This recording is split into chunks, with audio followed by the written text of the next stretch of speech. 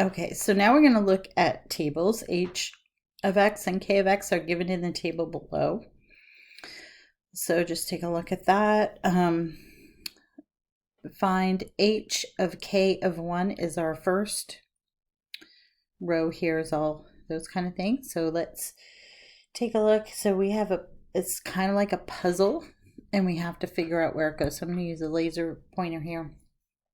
So if I figure out k of 1, so I have to look at where 1 is. My original x is 1, and for k it leads me down here, just kind of bypass that h of x. It's just the way the table's set up in double rows. So then I would have my k of 1 is -1. So I usually just kind of stick that in there. So now I'm looking at h of -1. So now I go over to the x. That leads to h that is 0. So that's going to be 0. Okay, so this is kind of how you could show your work. So you're kind of working inside, outside. So you might want to pause the video and see how you do, and just kind of skip over my motion, see if you're right. I am gonna work through them though, but take a minute to do that yourself.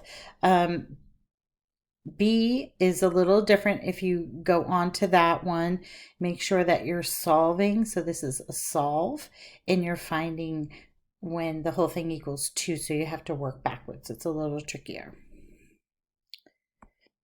Okay, so h of 1, we look over here at 1, and h is going to be 3. So now I'm looking at k of 3. So I have to find 3 and then go down here to where k is. So that's going to be -3.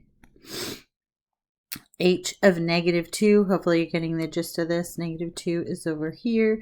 That leads me to 1, not 1, but -3. Look at the right row. And then h of -3, I get 5. K of 2, k of 2 would be 8. And then k of 8, I do not see an 8 here at all. So again, we don't want to extrapolate off the table and continue that on, because this is the end of our domain here. We're restricted. So if you're not sure, just ask me. I'll try to write notes here. Restrict to this domain in the table. So if there's no 8 there to start with, it's undefined, or we could write does not exist, because there's no k of 8 to get us to a result. Part B, solve k of h of x equals 2. So we are looking at the output of 2 first, and we are wanting to know, first thing, what k is, what x value here. So k of what gives us 2. So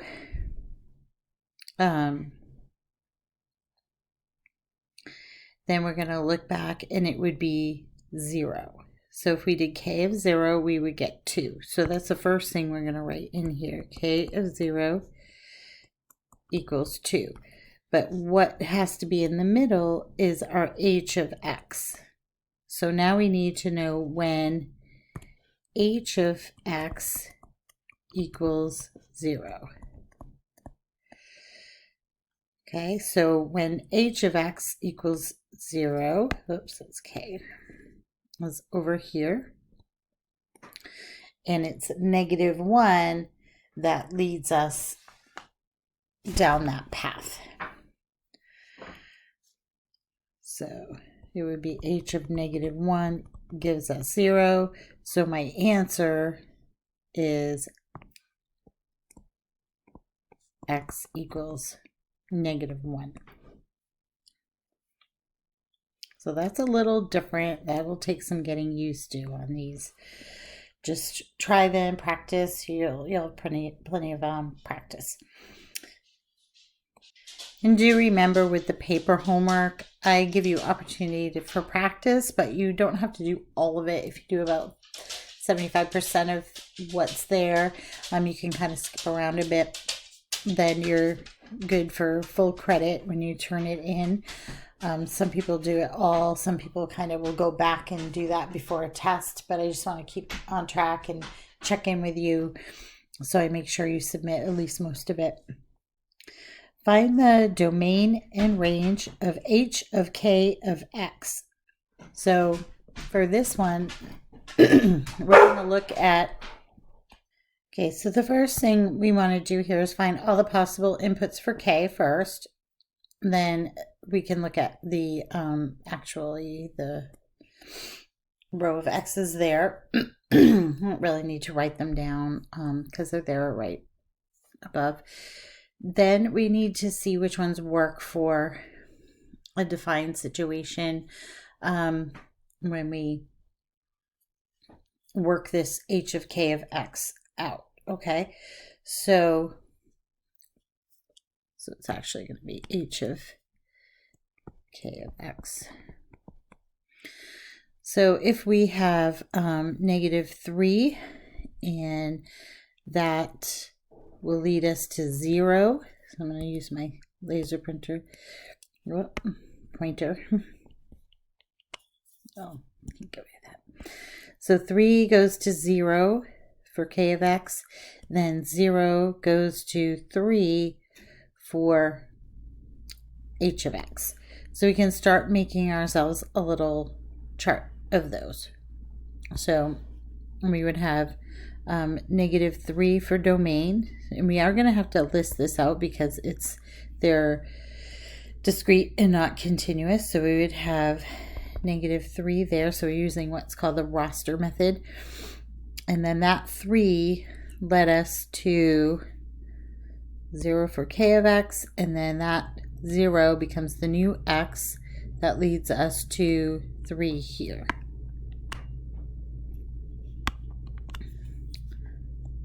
In our range for the h of x.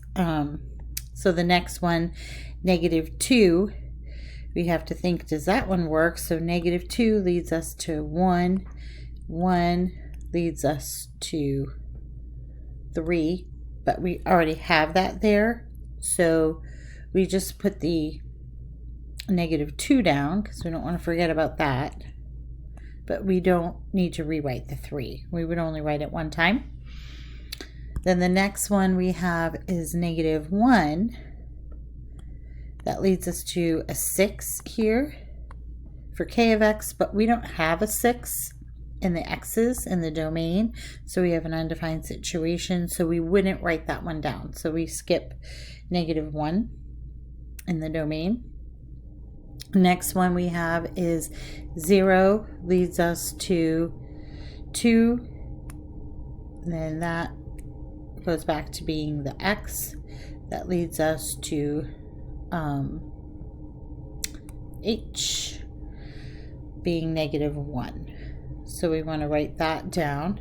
So you can pause the video and try and see if you can get some more and just list them out. We just have a few more to do, so pause. I'm just going to write them in, and then you can let me know if you have any questions with this or you want to talk about it more in like the Zoom time or something, or email me. Okay, so these are the couple things I added on there, so hopefully yours matches up. You'll notice 2 isn't in there because 2 would lead to 8, and we don't have an x that's an 8, so that doesn't work. And the other ones hopefully you found just fine. All right, so let's move on to number 3. Complete the following tables given that h of x equals g of f of x. So now this one does get really tricky and you kind of have to track it, and it is like a puzzle. So, you know, just bear with it and I'll go through it, but it does, you know, it's kind of fun. I feel like it's a brain game, but don't worry too much if this is a little foggy, so to speak, right now. Just try your best with it. And even on the homework, just try your best and check the answers. You get the key, so you'll be able to see and maybe figure it out. But we can talk about some of those things too. But usually I don't test heavily on this or anything. But it is just a really good skill for future reference. So one thing that helps me is to think what's the input and what's the output. So I label them there. So I'm on this table right here, number 3. So we have, this table is completely filled out, this first one. So that's helpful. And it tells us like 0 goes to 4 for f of x. And this then tells us, I'll show you when that is done here. So 4 now becomes the new x, right? And in g of x, that equals 4. So it's just like we had the other tables, except a little different setup because you have the x's, and g of x is like in a separate table too. So then we have 4 is our end result for whoops, I am doing g of f of x. So let's pay attention to that, and we need to work around the other way. So just to track this better, I wrote out h of x equals g of f of x.